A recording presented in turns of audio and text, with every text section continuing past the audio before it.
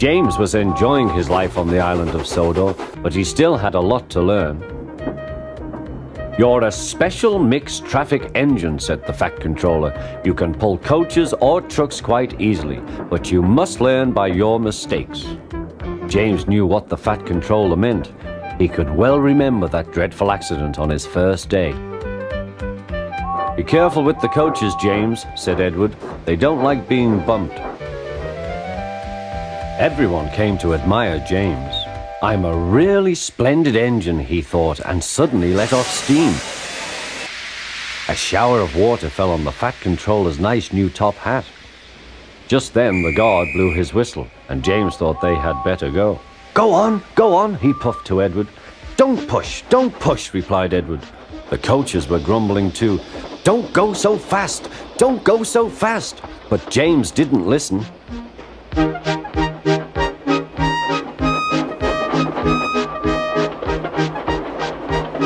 When at last they stopped at the next station, 2 coaches were beyond the platform. They had to go back to let the passengers out. But no one seemed to know about the Fat Controller's top hat, though James felt happier. Presently they came to the station where Thomas was waiting with his 2 coaches. "Hello, James," said Thomas. "Feeling better?" "That's right." "Oh, that's my guard's whistle. I must go. I don't know what the Fat Controller would do without me to run this branch line," and he puffed off importantly. Edward and James passed the field where James had had his accident. The fence was mended and the cows were back again.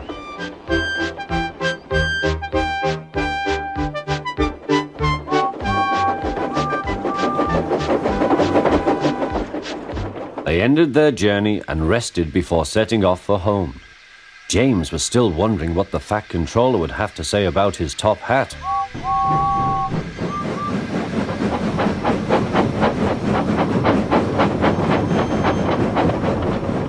Next morning, the Fat Controller spoke severely to him.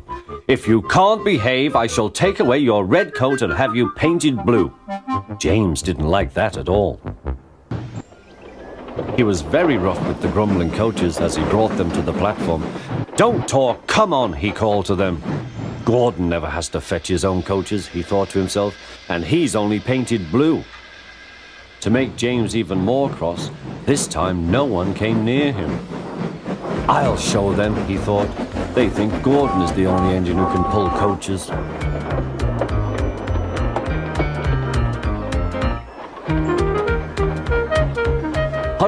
Hurry, puffed James. You're going too fast, replied the coaches. James laughed and tried to go faster, but the coaches wouldn't let him. "We're going to stop," they said. "We're going to stop."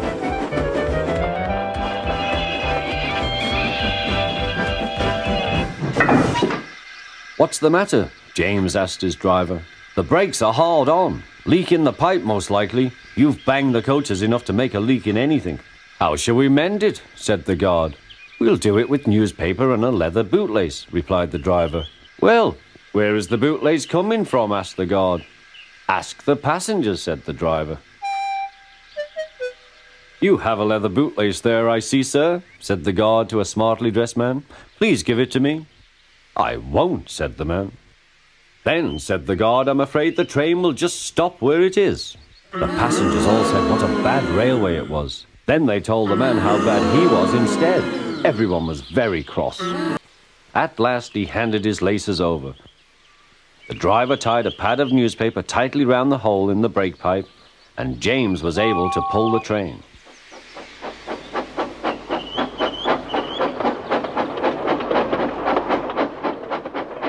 But he was a sadder and wiser James, and took care never to bump coaches again.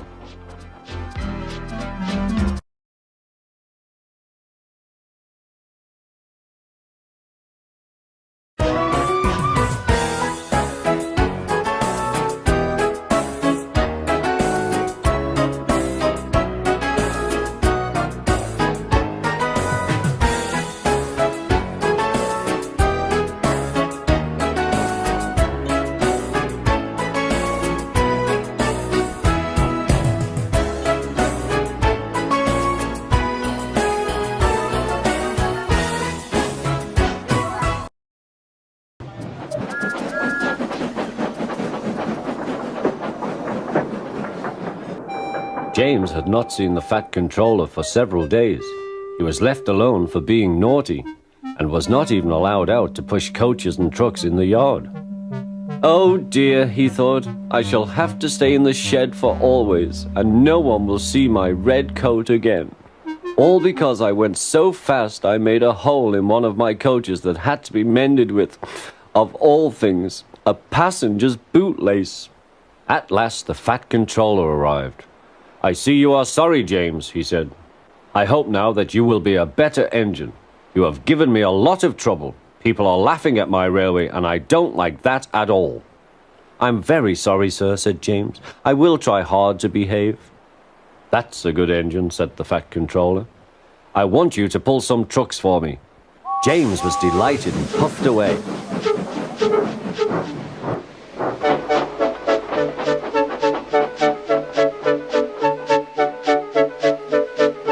Here are your trucks, James, said Thomas. Have you got some bootlaces ready? And he ran off, laughing. Oh, said the trucks. We want a proper engine, not a red monster.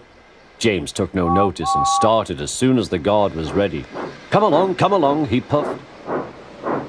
We won't, screamed the trucks. But James didn't care, and he pulled the screeching trucks sternly out of the station.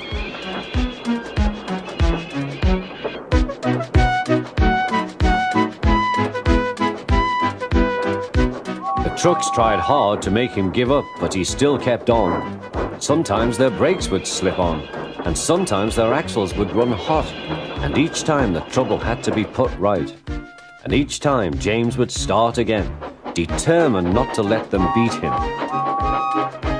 Give up, you can't pull us, you can't, called the trucks.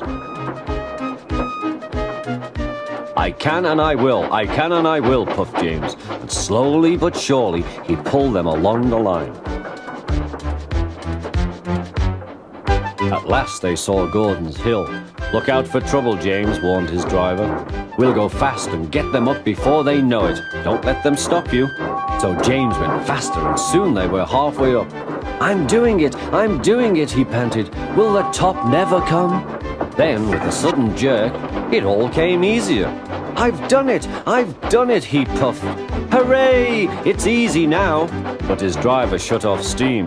They've done it again. We've left our tail behind. Look. The last trucks were running backwards down the hill. The coupling had snapped. But the guard stopped the trucks and got out to warn approaching engines. That's why it was easy, said James, as he backed the other trucks carefully down. What silly things trucks are.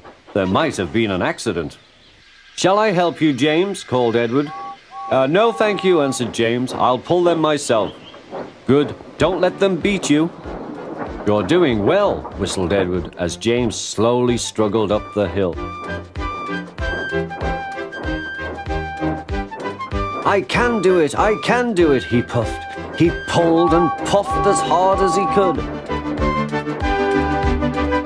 I've done it, he panted.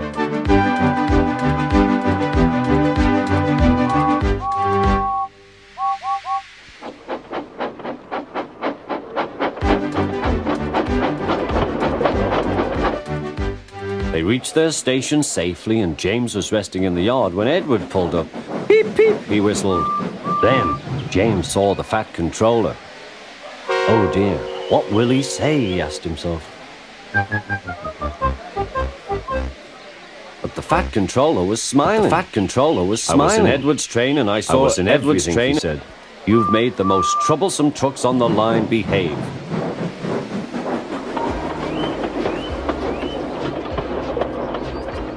After that, you deserve to keep your red coat.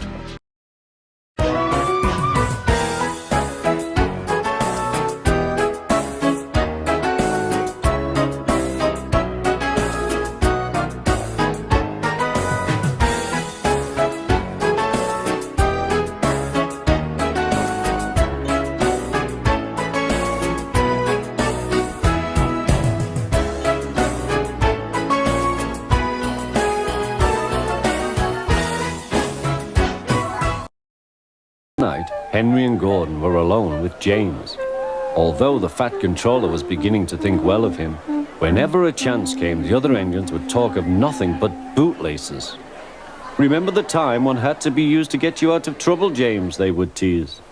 James tried to get his own back, talking about engines who got shut up in tunnels and stuck on hills.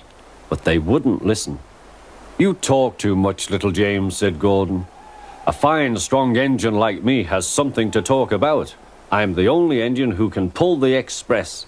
When I'm not there, they need 2 engines. Think of that. I've pulled expresses for years and have never once lost my way. I seem to know the right line by instinct."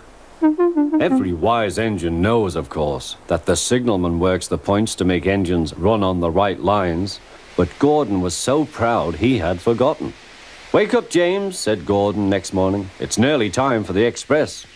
"What are you doing? Odd jobs?" "Oh, well, we all have to begin somewhere, don't we? Run along now and get my coaches. Don't be late." James went to get Gordon's coaches. They were all shining with lovely new paint. He was careful not to bump them, and they followed him smoothly into the station, singing happily, "We're going away, we're going away." "I wish I was going with you," said James. "I should love to pull the express and go flying along the line."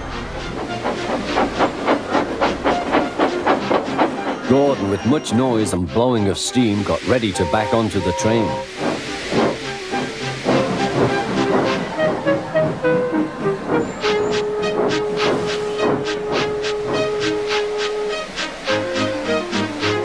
The Fat Controller was on the train with other important people, and as soon as they heard the guard's whistle, Gordon started. Look at me now," he puffed, and the coaches glided after him. "Poop, poop, poop, poop, poop. Goodbye, little James. See you tomorrow." James watched the train disappear and then went back to work. He pushed some trucks into their proper sidings and went to fetch the coaches for another train. James had just brought the coaches to the platform when he heard a mournful noise. There was Gordon trying to sidle into the station without being noticed. "Hello, Gordon. Is it tomorrow?" asked James. Gordon didn't answer. He just let off steam feebly. "Did you lose your way, Gordon?" said James. "No, it was lost for me. I was switched off the main line onto the loop. I had to go all round and back again." "Perhaps it was instinct," said James. Meanwhile, all the passengers hurried to the booking office. "We want our money back," they shouted. But the Fat Controller climbed on a trolley and blew the guard's whistle, so loudly that they all stopped to look at him. Then he promised them a new train at once. "Gordon can't do it," he said. "Will you pull it for us, James?" "Yes, sir, I'll try." So James was coupled on and everyone got in. "Do your best, James," said the Fat Controller. Come along, puffed James. You're pulling as well, sang the coaches.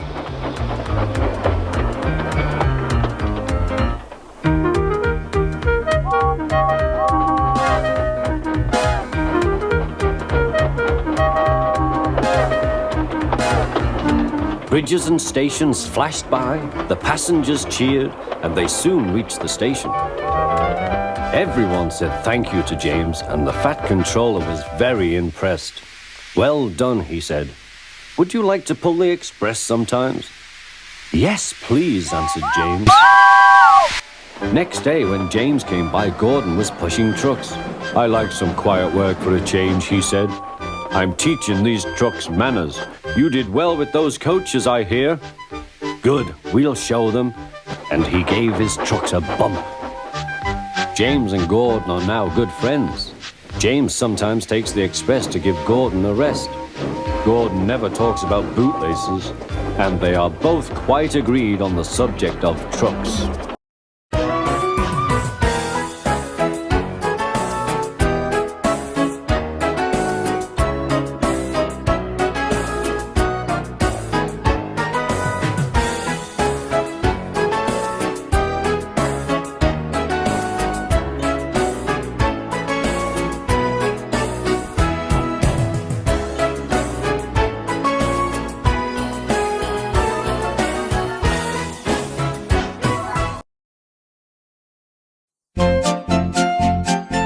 Thomas the tank engine is very proud of his branch line. He thinks it's the most important part of the whole railway. His two coaches, Annie and Clarabelle, agree with him. Annie can only take passengers, but Clarabelle can take passengers, luggage, and the guard. They are both old and need new paint, but Thomas loves them very much.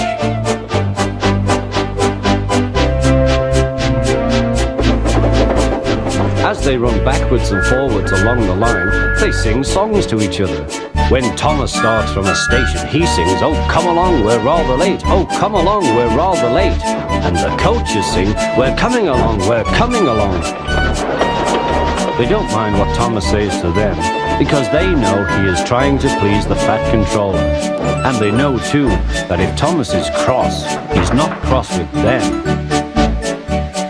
One day they had to wait for Henry's train, which made Thomas very cross. How can I run my line properly if Henry is always late? He doesn't realize that the Fat Controller depends on me. Thomas whistled impatiently. He wanted to leave, but he had to wait for Henry's passengers.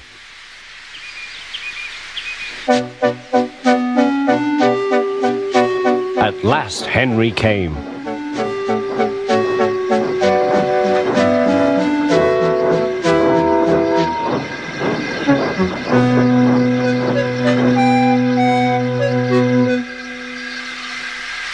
"Where have you been, lazybones?" asked Thomas. "Oh dear, my system is out of order. No one understands my case. You don't know what I suffer," moaned Henry. "Rubbish," said Thomas. "You're too fat. You need exercise." The guard blew his whistle and Thomas started so quickly that he left him behind. The guard waved his red flag to stop Thomas, but he was well on his way, steaming out of the station. Come along, puffed Thomas. But Clarabelle didn't want to come. "I've lost my nice guard. I've lost my nice guard," she sobbed. Annie tried to tell Thomas what had happened. "We haven't a guard. We haven't a guard." But he was hurrying and wouldn't listen.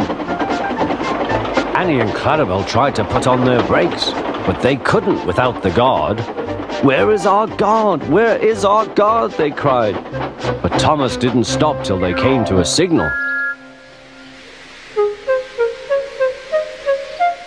"Bother that signal," said Thomas. "What's the matter?" "I don't know," said his driver. "The guard will tell us in a minute." They waited and waited, but the guard didn't come. "Peep, peep, peep, peep." "Where is the guard?" whistled Thomas. "We've left him behind," sobbed Annie and Clarabelle together. Everyone looked, and there was the guard running as fast as he could along the line, with his flags in one hand and his whistle in the other. He was very hot, so he had a drink, then told them all about it. "I'm very sorry, Mr. Guard," said Thomas. "It wasn't your fault, Thomas," he replied. "Look, the signal is down. We can go. Let's make up for lost time."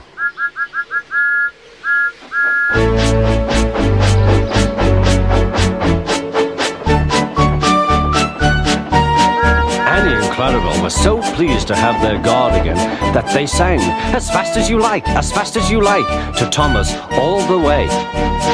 They reached the end of the line quicker than ever before.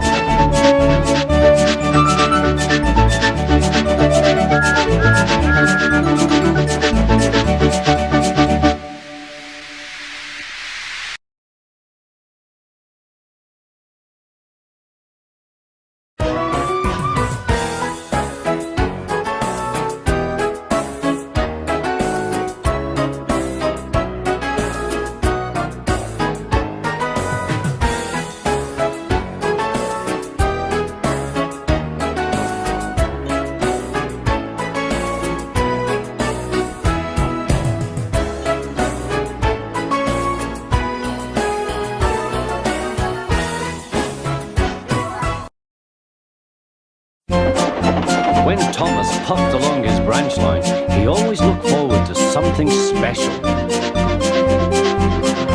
The sight of the river. As he rumbled over the bridge, he would see people fishing. Thomas often wanted to stay and watch, but his driver said no. What would the Fat Controller say if we were late? Every time he met another engine, he would say, I want to fish. But they all had the same answer. Engines don't go fishing. Silly stick in the muds, thought Thomas. One day he stopped as usual to take in water at the station by the river. Out of order? Bother, said Thomas. I'm thirsty. Never mind, said his driver. We'll get some water from the river.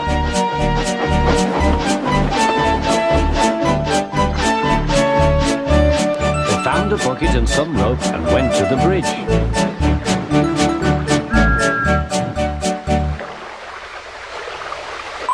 Then the driver let the bucket down to the water. The bucket was old and had 5 holes. So they had to fill it, pull it up and empty it into Thomas's tank as quickly as they could, several times over.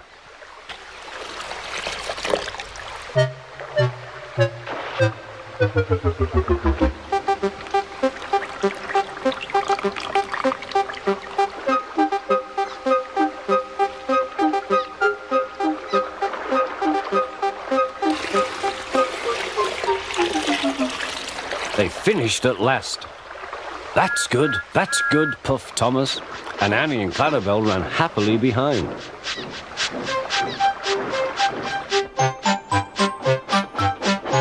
Suddenly, Thomas began to feel a pain in his boiler. Steam began to hiss from his safety valve in an alarming way. There's too much steam, said his driver. Oh dear, groaned Thomas, I'm going to burst, I'm going to burst. They damped down his fire and struggled on. I've got such a pain, I've got such a pain, Thomas hissed.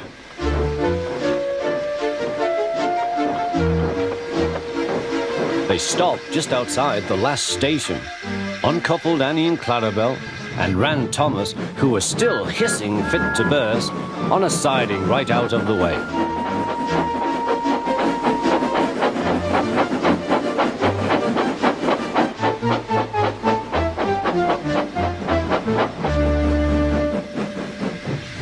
Then while the guard telephoned for an engine inspector, the driver found notices in large letters, which he hung on Thomas in front and behind. Danger! Keep away! Soon the inspector and the Fat Controller arrived. Cheer up, Thomas, they said. We'll soon put you right. The driver told them what had happened. So the feed pipe is blocked, said the inspector. I'll just look in the tanks. He climbed up and peered in. Then he came down. Excuse me, sir. Please look in the tank and tell me what you see. Certainly, Inspector, replied the Fat Controller. He clambered up, looked in, and nearly fell off in surprise. Inspector, he whispered, can you see fish?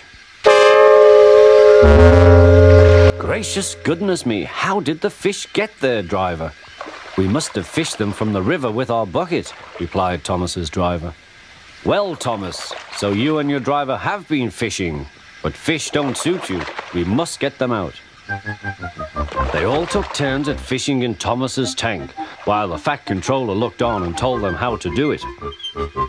When they had caught all the fish, they had a lovely picnic supper of fish and chips. That was good, said the Fat Controller. But fish don't suit you, Thomas, so you mustn't do it again. No, sir, I won't, said Thomas sadly. Engines don't go fishing. It's too uncomfortable.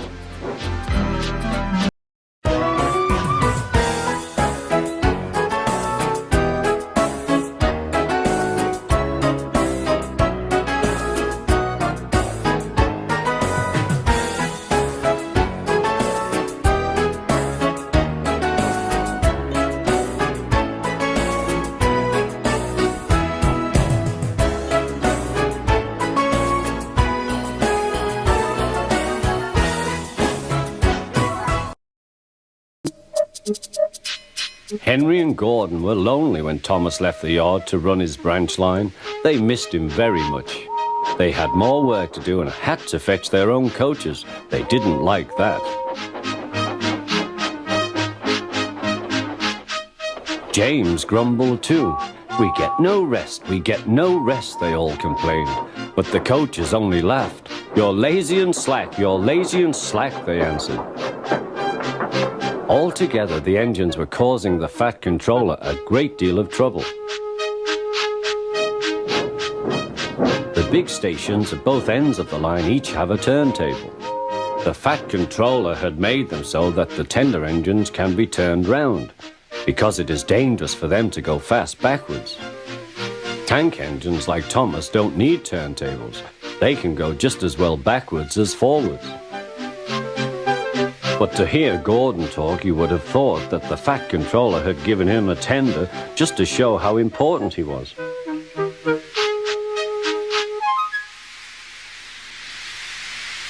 "You don't understand, little Thomas. We tender engines have a position to keep up. It doesn't matter where you go, but we are important. And for the Fat Controller to make us shunt trucks, fetch coaches, and go on some of those dirty sidings, it's not the proper thing." Thomas chuckled and went off with Annie and Clarabelle. "Disgraceful," Gordon hissed as he ran backwards to the turntable. The turntable was in a windy place close to the sea, and if he was not on it just right, he put it out of balance and made it difficult to turn. Today, Gordon was in a bad temper, and the wind was blowing fiercely. His driver tried to make him stop in the right place, but Gordon wasn't trying. The fireman tried to turn the handle, but Gordon's weight and the strong wind prevented him. "It's no good," they said at last. "Your tender upsets the balance. If you were a nice tank engine, you'd be all right. Now you'll have to pull the next train backwards." "Look," called some boys, "there's a new tank engine." "Oh, it's only Gordon back to front." "Hello," called Thomas, "playing tank engines? Sensible engine. Take my advice, scrap your tender and have a nice bunker."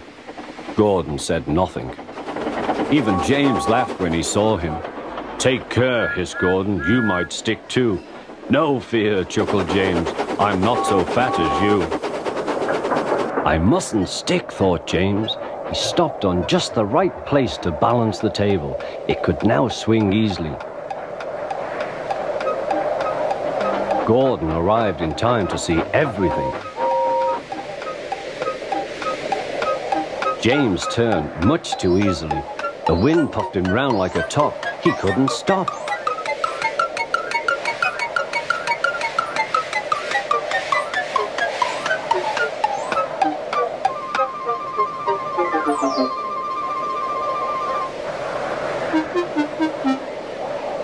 "Well, well," said Gordon, "are you playing roundabouts?"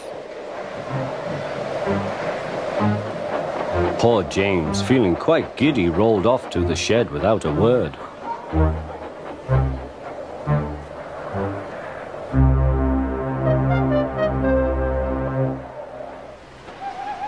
That night, the three engines had an indignation meeting. It's shameful to treat tender engines like this. Gordon has to go backwards and people think he's a tank engine. James spins round like a top and everyone laughs at us. And to add to that, the Fat Controller makes us all shunt in dirty sidings. Blech! "Listen," said Gordon. He whispered something to the others. "We'll do it tomorrow. The Fat Controller will look silly. The engines are decided to go on strike."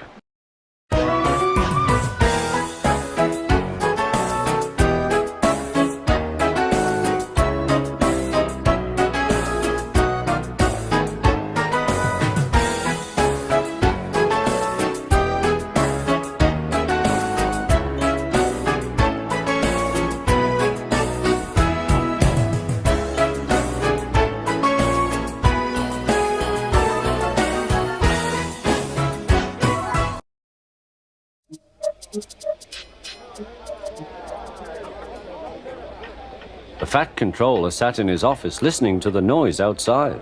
The passengers were angry. The station master came in. "There's trouble in the shed, sir. Henry is sulking, there's no train, and the passengers are saying this is a bad railway." "Indeed," said the fat controller, "we cannot allow that." He found Gordon, James, and Henry looking very cross. "Come along, Henry, it's time your train was ready." "Henry's not going," said Gordon. "We won't shunt like common tank engines. That was Thomas's job. We are important tender engines. You fetch our coaches and we will pull them. Tender engines don't shunt." "Oh, indeed," said the fat controller. "We'll see about that. Engines on my railway do as they are told." And he hurried away to find Edward.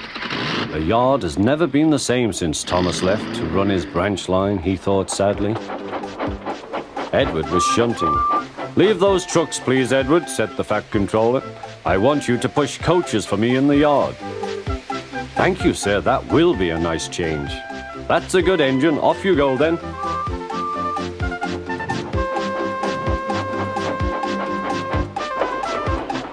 So Edward found coaches for the 3 engines, and that day the trains ran as usual.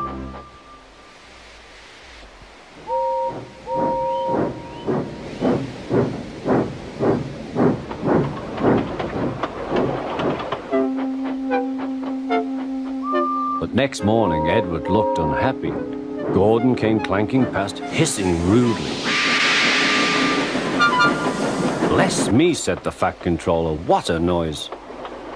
"They all hiss me, sir," answered Edward. "They say tender engines don't shunt, and last night they said I have black wheels. I haven't, have I, sir?" "No, Edward, you have nice blue ones, and I'm proud of you. Tender engines do shunt. But all the same, we do need another tank engine here." He went to a workshop and they showed him all sorts of engines.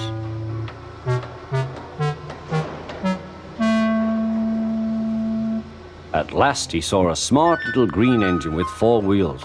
"That's the one," he thought. "If I choose you, will you work hard?" "Oh, sir, yes, sir." "That's a good engine. I'll call you Percy." "Yes, sir, thank you, sir," said Percy. And the fat controller brought him back to the yard.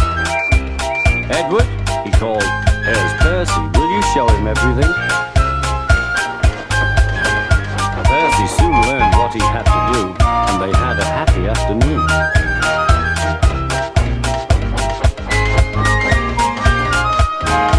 Then Henry came by, hissing as usual. When Henry jumped and ran back to the shed. "How beautifully you whisked him," laughed Edward. "I can't whisk like that." "Oh," said Percy, "that's nothing. You should hear them in the workshop. You have to whisk loudly to make yourself heard." Next morning, Thomas arrived. "The fat controller sent for me. I expect he wants help," he said to Edward. "Shh, here he comes," replied Edward. "Well done, Thomas. You've been quick. Listen, Henry, Gordon, and James are sulking. They say they won't shunt like common tank engines. So I have shut them up, and I want you both to run the line for a while." "Common tank engines, indeed," snorted Thomas. "We'll show them. And Percy will help too." "Oh, sir, yes, sir. Please, sir," answered Percy. Edward and Thomas worked the main line, greeting each other as they passed by. Percy puffed along the branch line. Thomas was anxious about Annie and Clarabelle, but both driver and guard promised to take care of them. There were fewer trains, but the passengers didn't mind. They knew the 3 other engines were having a lesson. Gordon, James, and Henry were cold, lonely, and miserable. They wished now they hadn't been so silly.